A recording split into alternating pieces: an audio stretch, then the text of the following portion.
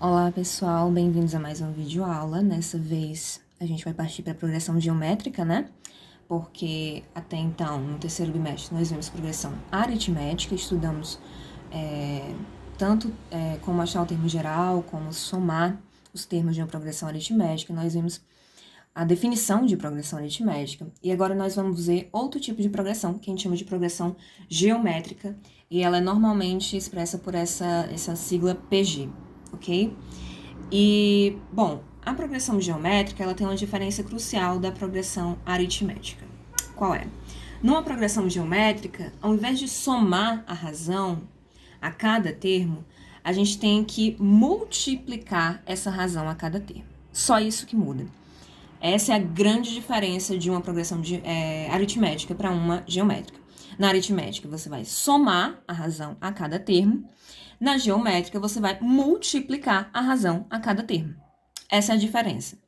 Só que o fato de fazer isso, né, de existir essa diferença, faz com que a progressão geométrica ela seja muito mais veloz no crescimento, né? Então, os números crescem muito mais rápido do que numa progressão aritmética, por exemplo. E normalmente, esse tipo de progressão é usado para mostrar vários tipos de crescimento. Por exemplo, o estudo da transmissão da Covid, né? Como é que eles têm esses dados? Como é que eles sabem quantas pessoas vão ficar infectadas se não fizerem nada ou se fizerem alguma coisa? Eles usam, além de outras ferramentas, a progressão geométrica para fazer esse levantamento, porque uma doença infecto-contagiosa, ela se propaga em progressão geométrica. Então, a gente consegue mensurar, mais ou menos, quantas pessoas vão ficar infectadas se não fizerem nada durante algum tempo, certo? Então, é bem útil no nosso dia a dia. Bom, a gente já sabe que a gente precisa multiplicar a razão e não somar. Então, vamos ver como é que seria um exemplo de aplicação disso daí, certo? Ele quer os 5 primeiros termos de uma progressão geométrica, em que a razão é 5, tá? A razão é 5, ele já me disse a razão. E o primeiro termo é 1, ok? Então, eu tenho uma progressão com 5 termos, e que o primeiro é 1 e a razão é 5. O que eu tenho que fazer? É uma progressão geométrica. Eu vou pegar a minha razão e vou sair multiplicando por cada termo, né? Até chegar no quinto termo. Então, primeiro de tudo, o que a gente vai ter? A gente vai ter a nossa progressão aqui, né? Em que eu só sei qual é o primeiro termo, que no caso é 1, certo? 1, eu vou ter que fazer o que com ele? Eu vou multiplicar pela razão. 1 vezes 5 é 5, né? Então, achei o meu segundo termo. O que eu faço agora para achar o terceiro? Multiplico pela razão novamente. 5 vezes 5, 25. E para achar o quarto termo, o que eu faço? Multiplico pela razão novamente. 25 vezes 5, 125.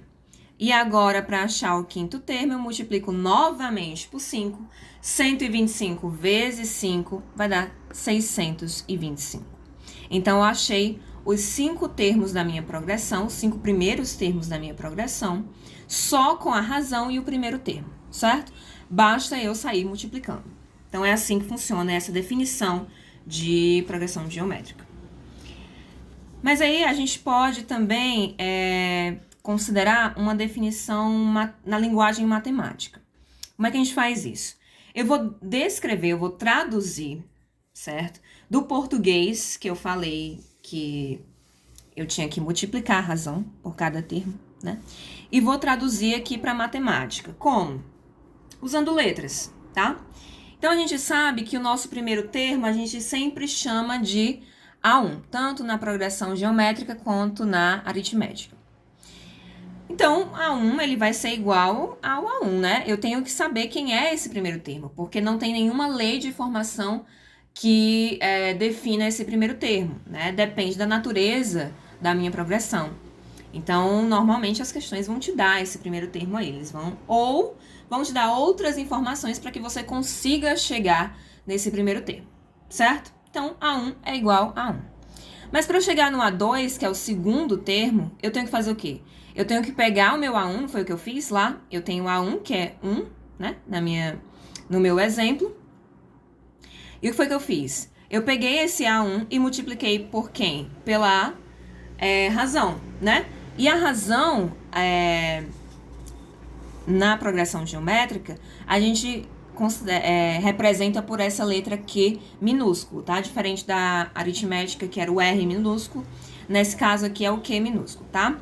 Então, a gente vai usar o primeiro termo, multiplicar pela razão para achar o segundo, não é isso? E aí, como é que a gente acha o terceiro termo? A gente pega o segundo termo e multiplica pela razão. Não é isso que a gente fez? Que a gente faz, né? Que a gente fez e que a gente faz. Mas, quem é o segundo termo? O segundo termo não é A1 vezes Q? Então, ao invés de escrever A2, eu vou escrever A1 vezes Q. Certo? Onde tinha A2, eu vou escrever A1 vezes Q. Então, A1 vezes Q vezes Q de novo, A1 vezes a razão novamente, vai ser o meu A3. Q vezes Q, quando eu tenho o mesmo termo repetido duas vezes, uma multiplicação, eu tenho uma potência, não é mesmo? Então, é uma potência de base Q e expoente igual a quê? Quantas vezes ele se repetiu? 2. Então, expoente 2. A1 vezes Q elevado a 2 vai ser o meu A3. E quem é o meu A4? A4 vai ser o anterior, A3, vezes a razão, não é isso? Só que agora, quem é o A3? O A3 é o A1 vezes Q elevado a 2. Então, onde tem A3, eu vou escrever A1 vezes Q elevado a 2, certo?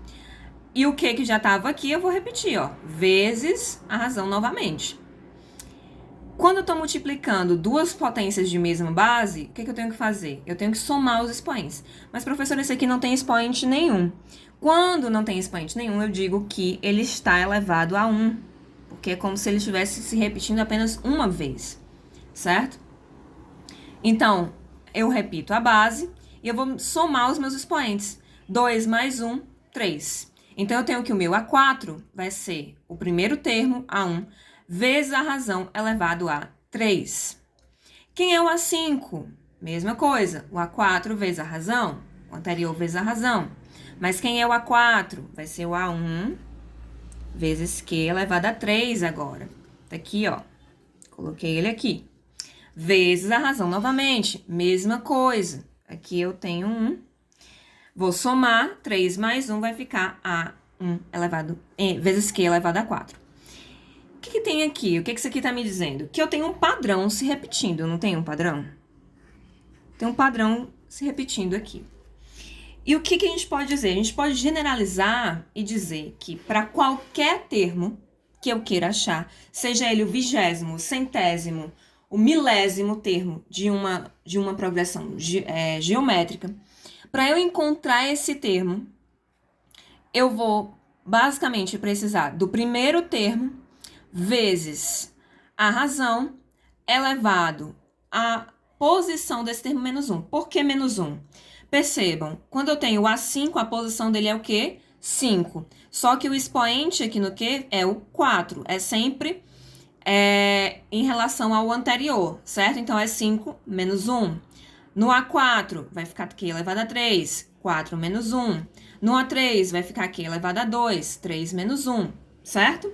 Então, o expoente aqui é dado pela posição que eu quero encontrar do meu AN, menos 1, certo? Então, vai ficar sempre menos 1. Eu tenho sempre que subtrair 1 para achar o expoente da letra Q.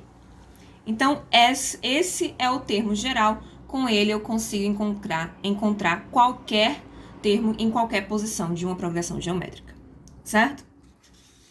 Vamos para os exemplos agora, que matemática a gente aprende calculando, não é só falando não. Então, vamos lá. Primeiro exemplo. Escreva uma progressão geométrica de 5 termos, em que o primeiro termo é 4 e a razão é 2. Então, é o mesmo esquema lá que eu fiz no primeiro exemplo que eu dei, né? O primeiro termo é 4, eu tenho 5 termos. Eu posso ter quantos termos eu quiser, tá, gente? O fato de ter 5 aqui e 5 no outro é uma coincidência que eu achei mais prática aqui pra gente. Mas ele pode ter infinitos termos, certo? Então, o primeiro termo é 4, a razão é 2. Significa que eu vou ter que o quê? Eu vou ter que sair multiplicando por 2 de termos em termos.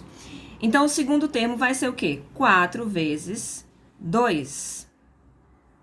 4 vezes 2 dá 8. Terceiro termo vai ser 8 vezes 2. 8 vezes 2 dá 16. O quarto termo vai ser 16 vezes 2. 16 vezes 2 dá 32. O quinto termo vai ser 32 vezes 2, que dá 64. A característica dessa progressão é que ela é o quê? Ela é uma progressão crescente. O que quer dizer isso? Que os termos estão aumentando de valor a partir, né, da sequência aqui. Então, quanto maior for a posição do termo, né, mais distante aqui, maior vai ser o número. Ele está crescendo, a razão é positiva.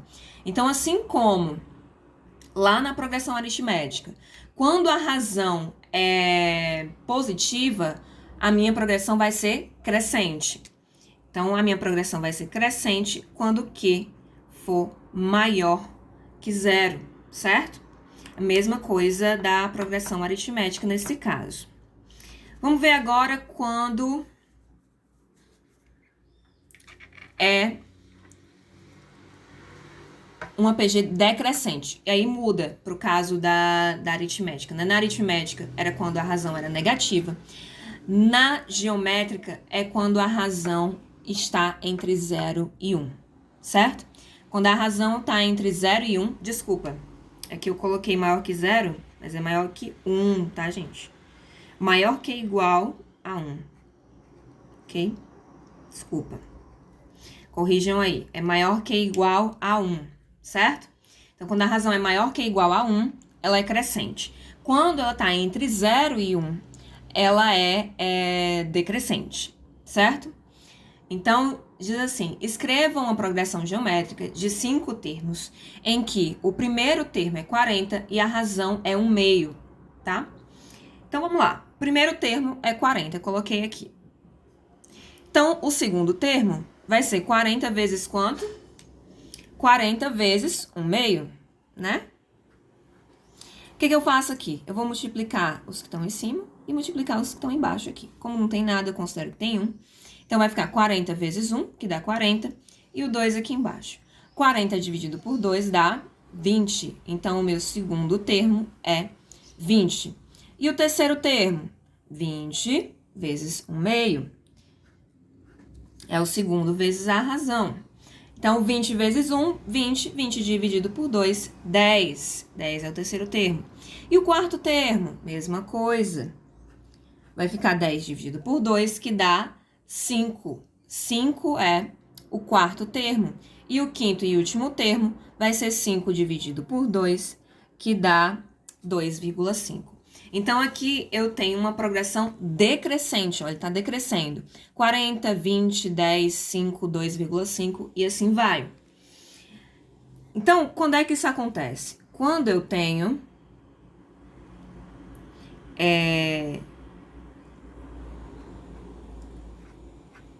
uma razão que ela tá entre 0 e 1, certo? Ela é maior do que 0, mas ela é menor do que 1, que são justamente os números fracionários. Então, toda vida que a razão de uma progressão aritmética for um número fracionário, eu já sei que essa progressão vai ser decrescente, certo? Vamos para um último exemplo aqui, um pouquinho mais complicado, só para mostrar para vocês como é que a gente aplica aquela regra do termo geral, tá? Lei do termo geral. Então, eu tenho uma progressão aritmética de termos positivos. O terceiro termo é 18. Terceiro termo, ele não deu o primeiro. Terceiro termo é 18. O sétimo termo, ele deu o terceiro e o sétimo. O sétimo termo é 1458. Olha que loucura que é uma progressão geométrica, gente. O terceiro termo é 18, e o que ele aumentou do terceiro para o sétimo foi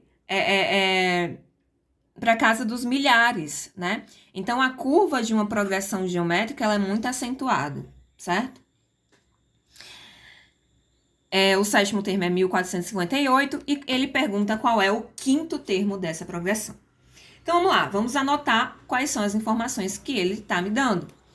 Eu sei que o quinto termo, eu não sei o quinto termo, né? É isso que ele quer saber. Eu sei que o terceiro termo é 18, eu sei que o sétimo termo é 1458.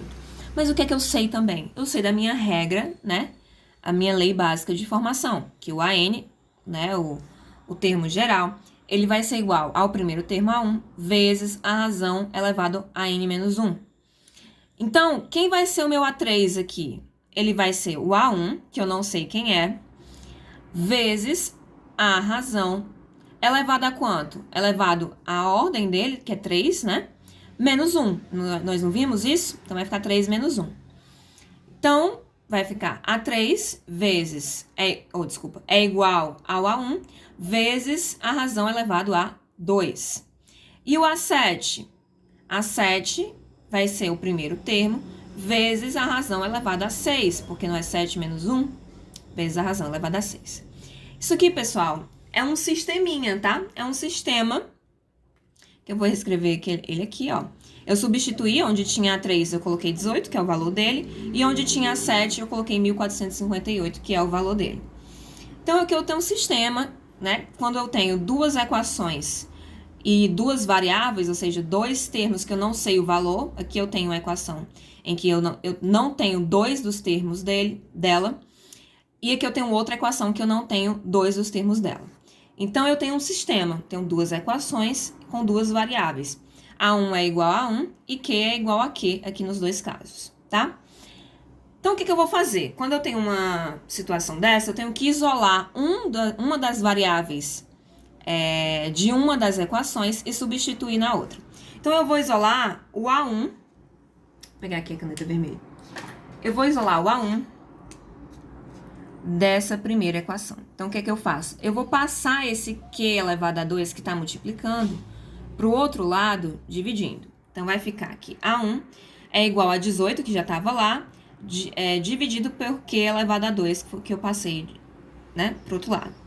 Então, esse é o valor de A1. Aí, o que eu vou fazer?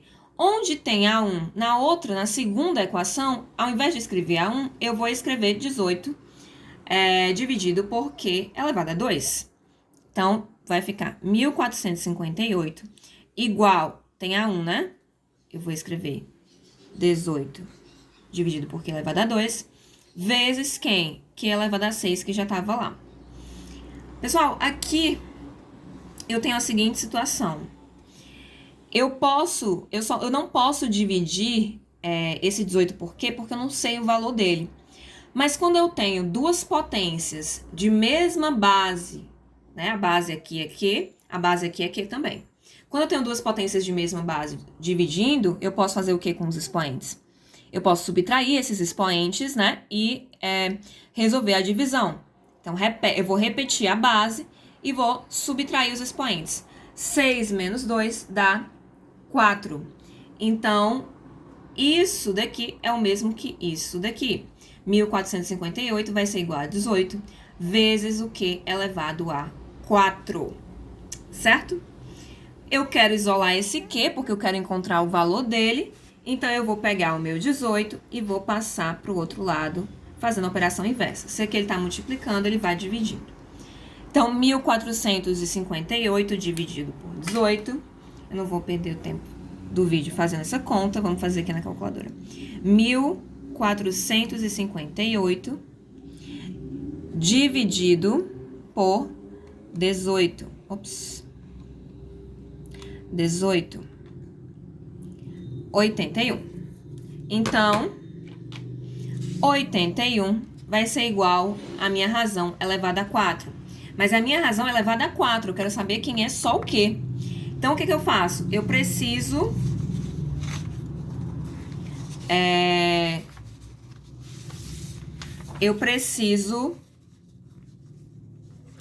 passar uma raiz quarta para cancelar aquele 4, eu preciso fazer a operação inversa, que no caso é a raiz. Só que como ela é elevada a 4, não posso ser quadrada, porque a quadrada é elevada a 2. Então, tem que ser uma raiz quarta, certo? Para conseguir anular. Então, o Q vai ser igual a raiz quarta de 81. Vamos ver quem é a raiz quarta de 81, certo? 4 raiz enésima de 81 vai ser igual a 3.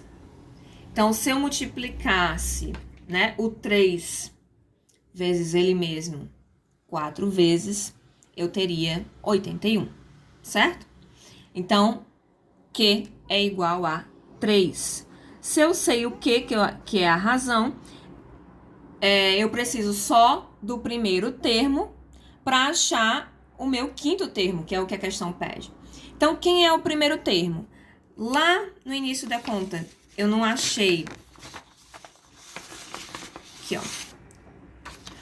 Eu não achei que A1 é igual a 18 dividido por Q elevado a 2. Se o Q é 3, então vai ficar 18 dividido por 3 elevado a 2.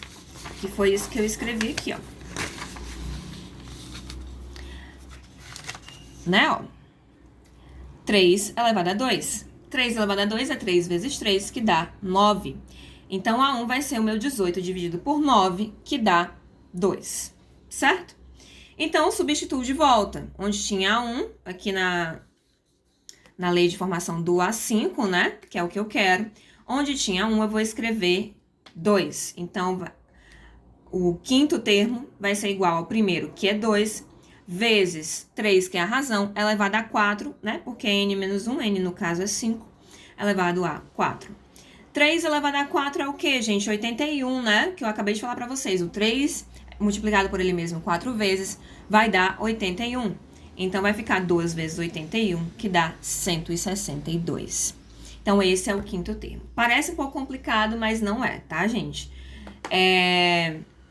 Revejam esse vídeo caso tenham tido alguma dúvida e façam as atividades propostas que eu vou deixar lá no Classroom para vocês, tá? Então, até a próxima aula.